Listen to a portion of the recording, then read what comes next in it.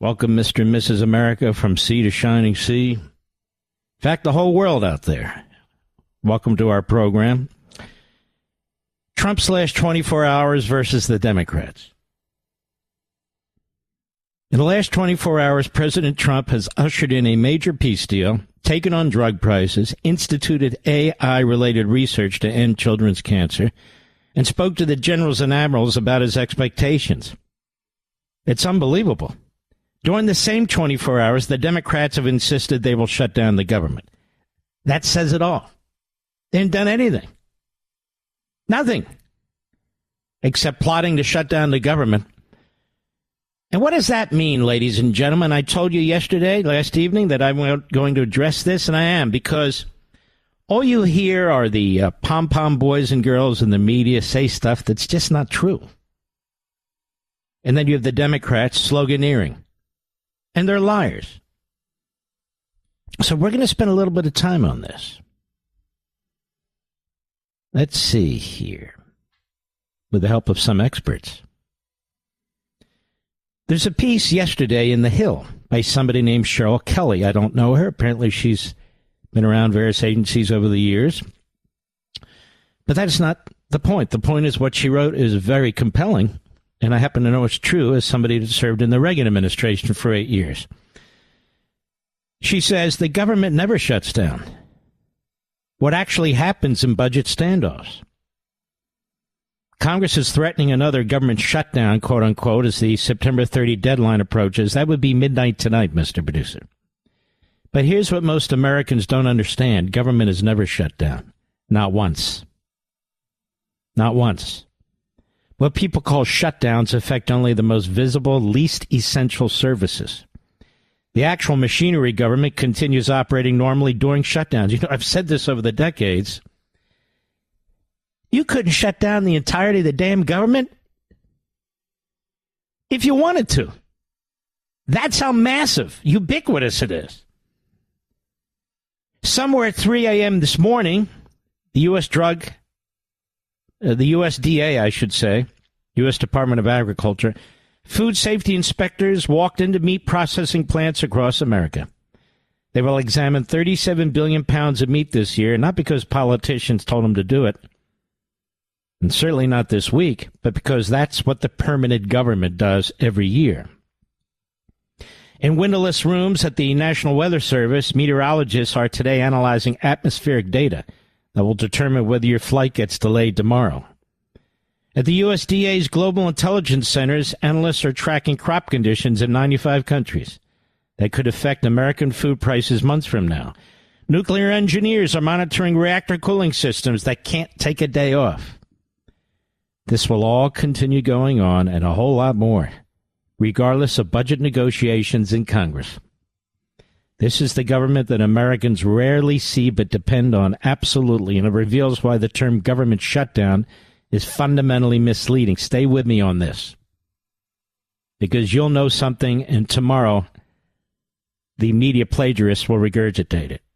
The youth of today will be the leaders of tomorrow, and it's more critical now than ever that we train up the next generation to fearlessly defend conservative values. The Heritage Foundation's Young Leaders program equips young conservatives with the principled foundation and policy knowledge needed to stand up in a world increasingly hostile to conservatives. The Young Leaders program is more than an internship. Participants work right alongside Heritage professionals, and they learn valuable workplace skills. They attend weekly policy briefings from Heritage's top experts and have access to practical skill-building workshops. They visit historical sites in Washington and even unparalleled mentorship opportunities. If you or anyone in your life is looking to spend a semester in our nation's capital with the best and the brightest of the conservative movement, please go to heritage.org/Levin, heritage.org/Levin. Go there today. Learn more about the Young Leaders program. Applications for the spring semester close October 5th, so you have to hurry. Our nation's future depends on patriots like you, spreading the word to make sure the next generation is equipped. Go to heritage.org/Levin today. That's heritage.org/Levin. Paid for by the Heritage Foundation.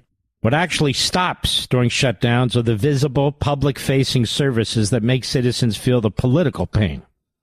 This includes tourist visits to national parks and the Smithsonian, and processing of some permits and applications. Here's what continues. Nuclear reactor monitoring, air traffic control, food safety inspection, disease surveillance, border security, law enforcement, military operations, Social Security payments, Medicare processing, Medicaid payments, weather forecasting, thousands of other essential functions. As Paul Ryan said here in 2010, 83% of the government remains open. In terms of shutdown language, the government consists of 15 enormous agencies that run the country. The government, in this sense, is very different and separate from politics. Politics is what happens in Congress, the debates, the standoffs, the theater of elected officials. Government is the infrastructure of 2.2 million bureaucrats who maintain complex systems regardless of election outcomes. This separation isn't bureaucratic efficiency. It's a firewall against political manipulation of these services. It prevents politicians from weaponizing food safety, air traffic control, or nuclear security for electoral advantage. That's not really why it's in place, but that's okay. Each of the 15 cabinet-level agencies operates as a scale most citizens can't comprehend. The Department of Transportation's FAA coordinates more than 44,000 daily flights, serving more than 3 million daily airline passengers across 29 million square miles of airspace. Its system is so complex that a single software glitch can ground planes nationwide.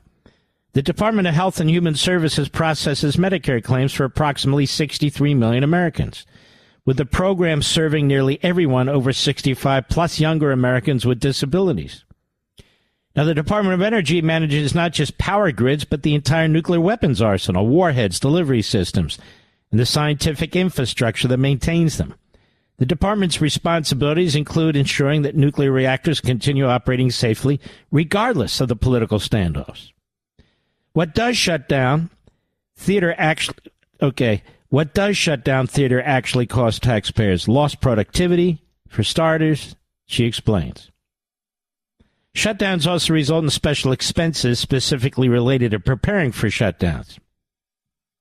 Shutdowns can cause economic disruption. Finally, shutdowns cause a great deal of administrative drama.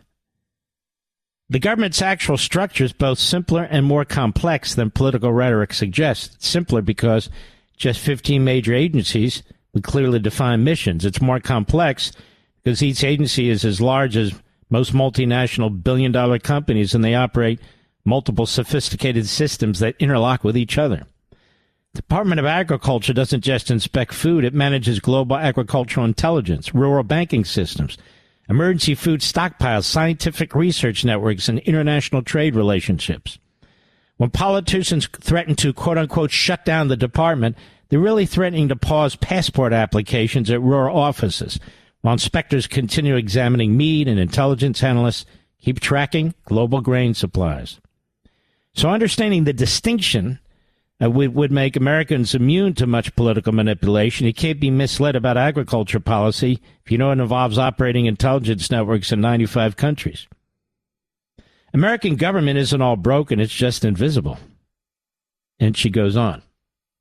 Well, I've read you this, not for the politics of it, or even her politics, whatever they may be. I read you this because the substance of it is true. 83% of the federal government does not shut down. It almost never shuts down. Almost never shuts down. And then you have certain programs that are specifically excluded. They call these essential programs. But you understand the government considers most of the government essential. Veterans' benefits continue to be paid. Medicare, Social Security checks continue to go out. Medicaid continues to be paid. Border security continues. The military continues. And I go on and on. They're specifically exempted, whether there's a budget or no budget. They keep plowing ahead. Here's how PBS writes it. A fight between Republicans and Democrats could lead to an October 1 federal government shutdown. Now, see what I mean? This is why I led with the other article. I've talked about this many, many times, regardless of that article, but I thought the article was very well stated. There is no government shutdown. Aspects of the government discontinue. Some of them are inconvenient and so forth and so on. There is no government shutdown. The government itself, Congress itself, has talked about essential and non-essential services. It is determined that 87% of what it does is essential. But it goes on, does PBS. Democrats are trying to leverage the must-pass bill to extend Affordable Care Act subsidies. Trump administration is tying a shutdown to potential mass federal worker layoffs. Current battle focuses on expiring subsidies for the Affordable Care Act, which is unaffordable.